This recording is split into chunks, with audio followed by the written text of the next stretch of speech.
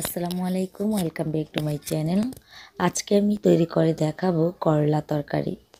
এভাবে কখনো রান্না করেছেন কিনা আমি জানি না, তবে আজকে আমি মাছের মাথা দিয়ে করলা তরকারি রান্না করব। বিশেষ করে অনেকে করলা ভাজি তৈরি করে থাকেন, আর আজকে আমি যে রান্নাটা করব সেটা হচ্ছে মাছের মাথা দিয়ে করলা তরকারি। আর এটা খেতে ভীষণ মজা, একদম তিতা ছাড়া এই তরকারিটা। তো করলা তরকারি রান্না করার জন্য আমি প্রথমে কড়াই বসিয়েছি চুলার মধ্যে। তারপর আমি এখানে আধা কাপ পরিমাণ তেল দিয়েছি। এখানে আমি সরিষা তেল দিয়েছি, আপনারা সয়াবিন তেল দিয়ে এটা রান্না করতে পারেন। তো তেলটা যখন একটু গরম হয়ে আসবে তখনই আমি 2টা তেজপাতা আর দারচিনির টুকরা দিয়েছি। আর দিয়েছি আমি আধা চা চামচের মতো আস্ত জিরা। এখন দিয়ে দিচ্ছি পেঁয়াজ কুচি। আমি এখানে 1 কাপের মতো পেঁয়াজ কুচি দিয়েছি। পেঁয়াজটাকে হালকা একটু ব্রাউন কালার করে নিচ্ছি। এই পর্যায়ে দিয়ে দিচ্ছি মসুর ডাল। এখানে আমি প্রায় আধা কাপের পরিমাণ অথবা কম বেশি নিতে পারেন, মসুর ডাল দিয়ে নেবেন। আপনারা চাইলে মসুর ডালের পরবর্তীতে বোর্ডের ডাল কিংবা অন্যান্য ডালও মিক্স করতে পারেন। ডালটা দিয়ে আমি এখন দিয়ে দিচ্ছি এখানে ইলিশ মাছের মাথা। আমি ইলিশ মাছের মাথাটাকে একটু কেটে নিয়েছি, তার সাথে দিয়েছি ইলিশ মাছের লেজ। আপনারা চাইলে কিন্তু যে কোনো মাছ দিয়ে এই রান্নাটা করতে পারেন। এখন আমি দিয়েছি পরিমাণ মতো লবণ, দিয়ে দিচ্ছি 1.5 চা চামচের মতো হলুদ গুঁড়া, 2 টেবিল চামচ দিচ্ছি মরিচের গুঁড়া, এটা আপনারা ঝাল বুঝে দিবেন। দিয়ে নিয়েছি আমি ধনিয়া গুঁড়া 1.5 চামচ।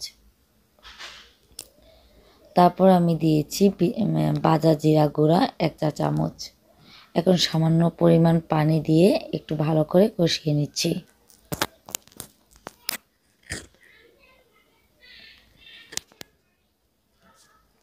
কষানোর জন্য ঢাকনা দিয়ে একটু অপেক্ষা করে নিচ্ছি। কিছুক্ষণ পর আবারও ঢাকনাটা উঠিয়ে নিচ্ছি। যখন দেখবেন উপর থেকে তেলটা ভেসে উঠেছে তখন আবারও একটু নাড়াচাড়া করে তারপর আমি এখানে আলু আর করলা ধুয়ে রাখা পরিষ্কার করে রেখেছিলাম সেটা দিয়ে দিচ্ছি। দিয়ে তারপর অনবরত নাড়াচাড়া করে তারপর আমি ঢাকনা দিয়ে দেব। এই তরকারিটা কিন্তু একদমই তিতা হবে না, আপনারা এভাবে ট্রাই করে দেখবেন, আশা করি ভালো লাগবে। তারপর ঢাকনাটা উঠিয়ে নিয়েছি। কিছুক্ষণ পর অনেকখানি জল উঠে এসেছে, দেখতে পাচ্ছেন।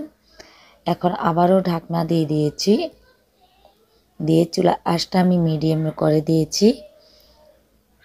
কিছুক্ষণ পর আবারও ঢাকনাটা উঠিয়ে নিয়েছি, আর এই পর্যায়ে কিন্তু আমার আলুটা সিদ্ধ হয়ে গেছে।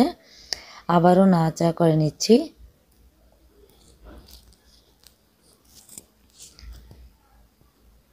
কিছুক্ষণ নাড়াচাড়া করার পর দিয়ে দিচ্ছি এখানে কাঁচামরিচ। এখানে আমি আস্ত কাঁচামরিচ দিয়েছি, এতে করে খুব সুন্দর ফ্লেভার ছড়াবে। আর দিয়ে দিচ্ছি ধনিয়া পাতা। এখন আবার একটু নাড়াচাড়া করে নিচ্ছি।